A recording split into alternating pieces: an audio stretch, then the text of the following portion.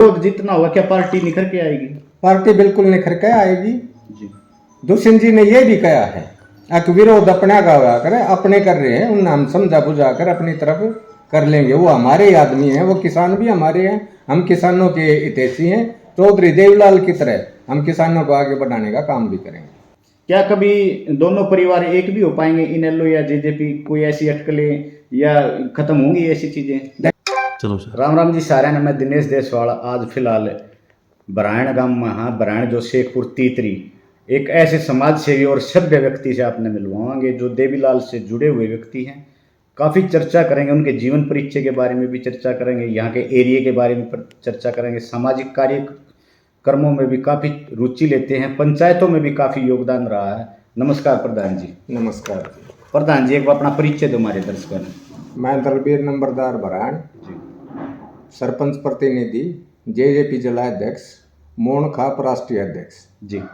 तो प्रधान जी, समाज सेवी बहुत कम लोग मिले समाज के लिए, सब अपने लिए कर रहे हैं, अपने समाज के लिए बहुत योगदान दिया। कितनी उम्र हो रही है अपनी? मेरी उम्र 61 साल होगी। कितनी उम्र से लग गए थे इन कार्यों में? मैं लगभग 18-19 साल की उम्र से चौधरी देवलाल के साथ जुड़ा था। समाज सेवा में भी रहा हूँ। मैं अपने टाइम का एक खिलाड़ी भी रहा। कौन सा खेल खेलते थे? मैं कबड्डी सर्कल खेल आया। जी जी, बहुत बढ़िया बात है, इसलिए स्वास्थ्य भी आपका ठीक लग रहा है। तो यहाँ के विकास कार्य जो आपने करवाया, पंचायत प्रतिनिधि हो, आपके परिवार से ही पंचायत में हैं, तो कितने कार्य हुए लगभग 1-1.5 साल में? 1-1.5 साल में मैं अपने मुंह से कहूँ वो भी अच्छी बात नहीं लगती जी। आप गांव में मौके पर जाकर देखो, मैंने खेतों के रास्ते भी बनवाए हैं जी। गांव में जहाँ भी मतलब 4-5 जगह गांव में एंट्री होते ही कीचड़ होया करा था जी, सब रास्ते वो बनवाए हैं। मैंने सरकार से, पंचायत से, अलग सरकार से भी मदद ली है। मैं मार्केटिंग बोर्ड से भी काम लेकर आया जी। मैंने शमशान में भी शेड बनवाया है, खेतों के रास्ते बनवाए हैं। गांव में जितनी नाली थी उनके ऊपर सब पर जाल लगवाए हैं। जो लोगों का आना जाना दुभर था, बाइक वगैरह ज़्यादा गिरी थी, कई आदमियों की ज़्यादा चोट लगी थी। इस बात का गांव ने मेरा बहुत धन्यवाद कराया था। सरपंच बनते ही पहला काम मैंने गांव में जो नाली थी उनके ऊपर अपने जाल लगवाने का काम कराया था। बहुत बढ़िया कार्य किया आपने। कितनी जनसंख्या है गांव की, कितनी वोट है गांव में? गांव में मेरी पंचायत में वोट है 3700 जी, और पूरा गांव में वोट है लगभग 6200 के आसपास जी। शिक्षा को लेकर बात करें प्रधान जी, दलबीर जी, शिक्षा के क्षेत्र में अपने कितने स्कूल हैं? अपने गांव में एक स्कूल तो प्राइवेट है, 2 स्कूल हैं सरकारी, जिसमें एक गर्ल्स स्कूल है, एक बॉय स्कूल है जी। मेरे में पंचायत में सरपंच बनने के बाद दोनों स्कूलों में जाने का मौका मिला है। और मैंने स्कूल में जो भी अपने प्रिंसिपल साहब हैं, मेरी जो भी ड्यूटी लगाई मैंने उन पर खरा करने का काम करा है। जो सहयोग मांगा वो सहयोग दिया है। मैं 26 जनवरी पे स्कूल में बुलाया, वहाँ गया तो मैंने बच्चों को, जो इंटेलिजेंट बच्चे हैं उनको प्रोत्साहन करने का भी काम किया। बहुत बढ़िया बात है जी। तो अपना जेजेपी पार्टी में कब से हो जी? मैं पहली वोट 1982 में पड़ी थी। चौधरी देवलाल ने पहला चुनाव 1982 में लड़ा था। मैं उस टाइम से चौधरी देवलाल के साथ हूँ। डॉक्टर अजय सिंह चौटाला ने मैम का कैंपेन कराया था, उनकी भी राजनीति शुरुआत थी, मैंने उनके साथ काम करना शुरू कराया था। डॉक्टर अजय सिंह चौटाला मेरे राजनीतिक गुरु भी जी। 2280। तो जी आज जेजेपी को लेकर अटकलें लगाई जा रही कि सभी सीटों पर चुनाव लड़ेगी जेजेपी, चर्चा है लोगों में ये कि सभी और आपके सुप्रीमो ने बोल रखा है सभी सीटों पर हम चुनाव लड़ेंगे, जो लोकसभा के चुनाव, उनको लेकर क्या प्रतिक्रिया दी? हमारे नेताओं ने बार बार मीटिंग ली जी, हर डिस्ट्रिक्ट की मीटिंग ली, हल्का वाइज मीटिंग ली, तो सभी साथियों ने ये कहा गया मैं 10 की 10 सीटों पर चुनाव लड़ना चाहिए जी।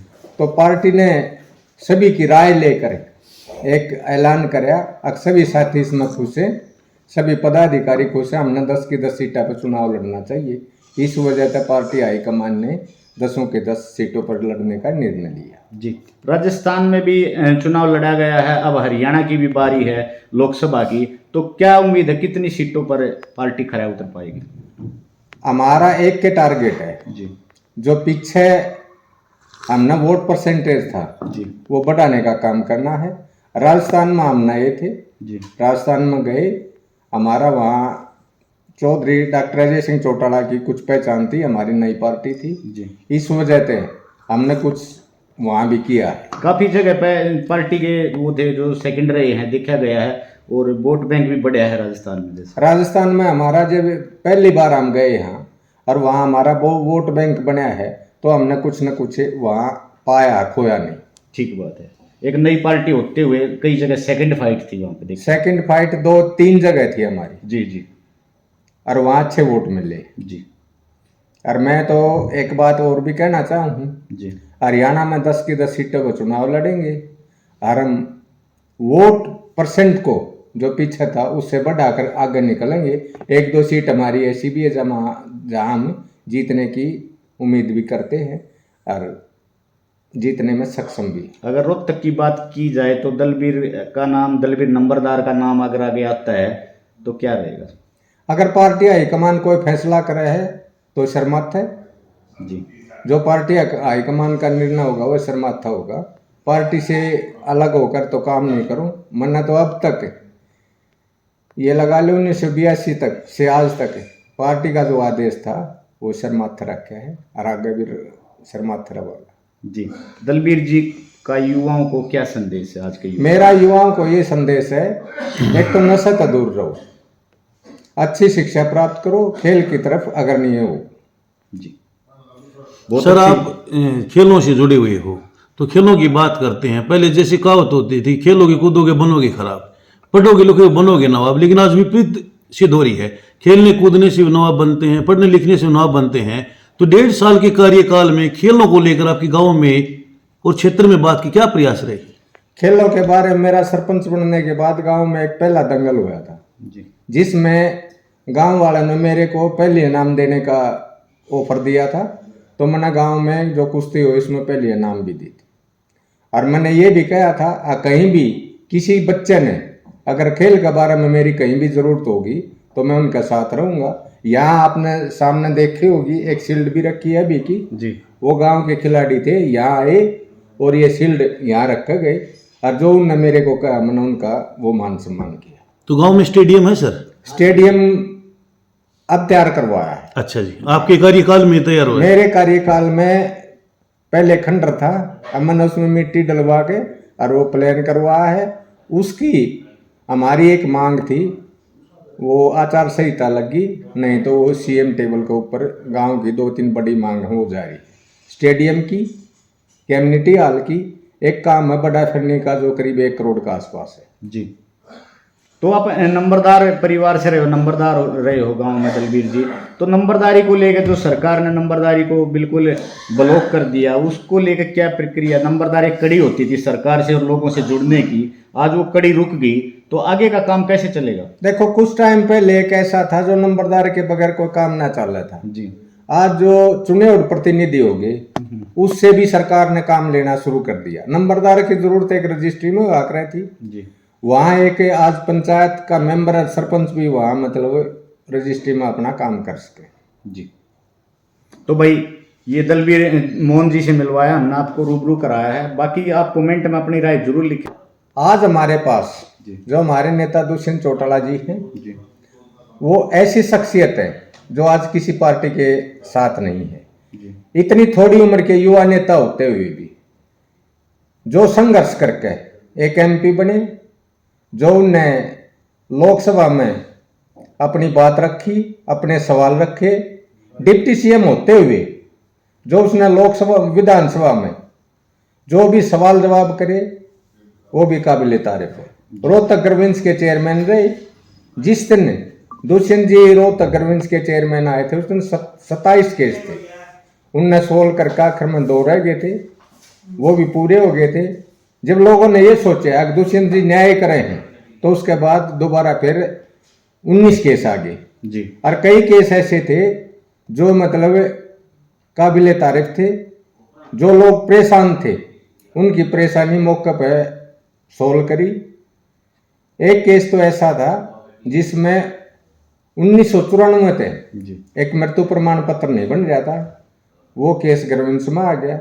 दुष्यंत जी ने उस केस को ऐसे सोल्व करे अक हमारे डीसी साहब, एसपी साहब और मेडिकल के डायरेक्टर उनने भी ये कहा अगर भाई ये केस तो डिप्टी साहब ने जो सोल्व करा ये होने वाला नहीं था जी यहाँ तक कह दिया कहीं मेरी जरूरत पड़े तो मैं भी अपने साइन करने को तैयार हूँ जी एक केस ऐसा था एक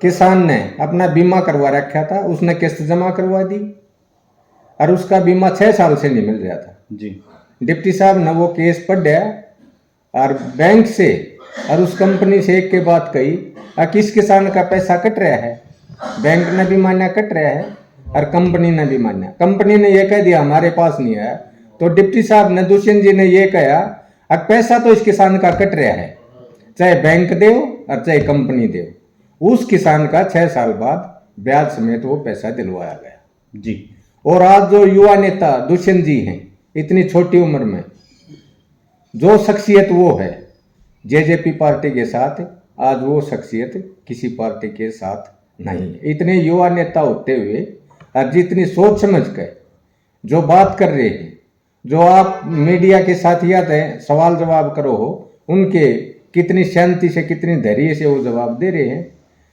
आज जिस तरह पार्टी अलग होगी हमारा प्रदेश अध्यक्ष चला गया मैं 2 दिन पहले मिलकर भी आया हूँ तो उनके चेहरे पर कोई किसी बात की मायूसी सकन नहीं उन्होंने यही कहा कोई मतलब जाने वाला है वो चला गया अपना काम करो चौधरी देवलाल को छोड़कर भी बहुत लोग चले गए थे जी जी वो पीछे नहीं हटे हमने भी पीछे नहीं हटना आगे बढ़ के काम करना है काम करते रहो आगे बढ़ते रहो मैं तुम्हारे साथ हूँ सभी वर्कर हैं वर्कर हमारे साथ है कोई नेता चला गया तो कोई घबराने की बात नहीं जी दुष्यंत जी कह रहे हैं कि भाई विरोध चल रहा है कई जगह विरोध भी हो रहे हैं पार्टियों को लेकर पार्टी का गठबंधन था आपका तो दुष्यंत जी कह रहे हैं कि भाई विरोध तो देवीलाल जियों का भी बहादुरगढ़ में हुआ था एक बार जो शब्द उन्होंने बोले हैं तो उनको लेकर क्या कहना चाह रहे विरोध जितना हुआ क्या पार्टी निखर के आएगी पार्टी बिल्कुल निखर के आएगी जी दुष्यंत जी ने ये भी कहा है विरोध अपना का हुआ करे अपने कर रहे हैं उन हम समझा बुझा कर अपनी तरफ